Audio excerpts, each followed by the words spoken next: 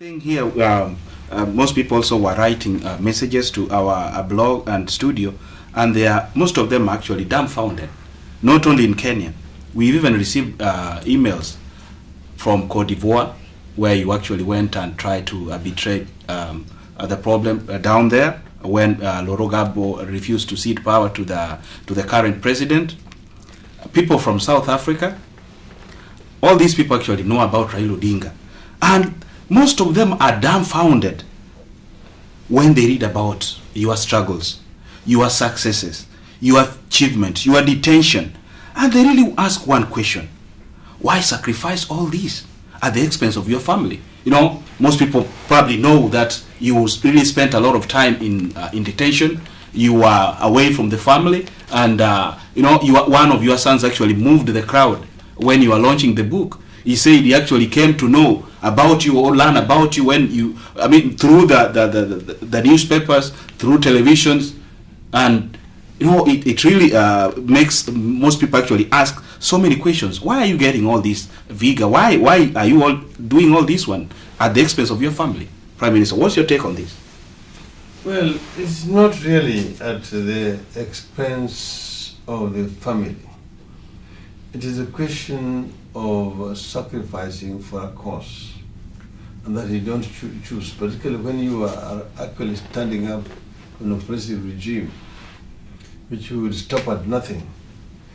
The options are only people surrender and say, look, the family is much more important, so all of us really look after our families.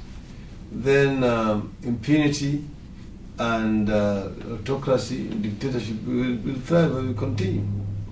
So there must be people who are willing to stand up and say, no, we will not be able to take this anymore.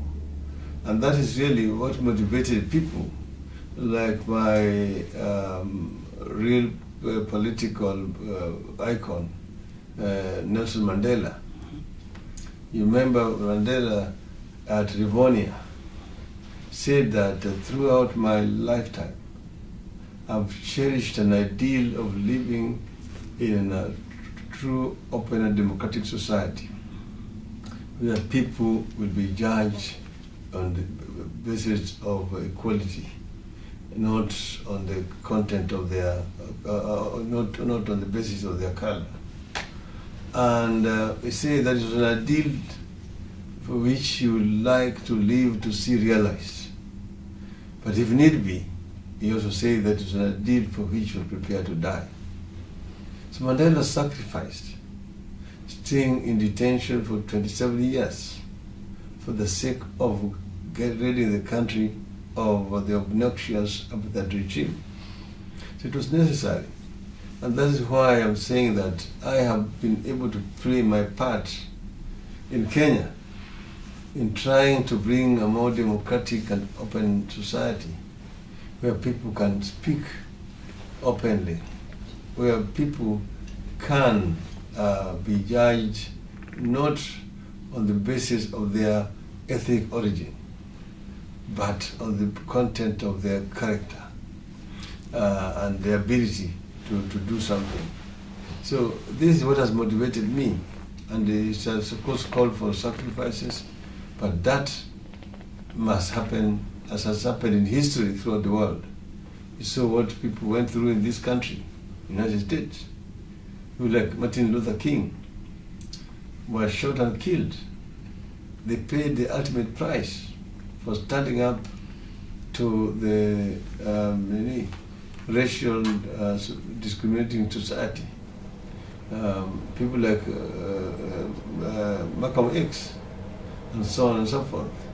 So I'm saying that it was necessary at that time to do it, and if I don't regret what I've done, it has of course been very heavy on my family, and I've recorded it in the book. My family has suffered a lot. My wife has really paid a very great price in this struggle, as well as my children. As you saw, Junior said that he came to know me when he was 9 years old. That's when he came to see his father for the first time. Rosemary was over 10 years old at that time when she saw me. The only one who had known me was my first son, Fidel. So, but I'm happy that my family is united and that we'll be able to share now a common life together. I'm really very proud of the family.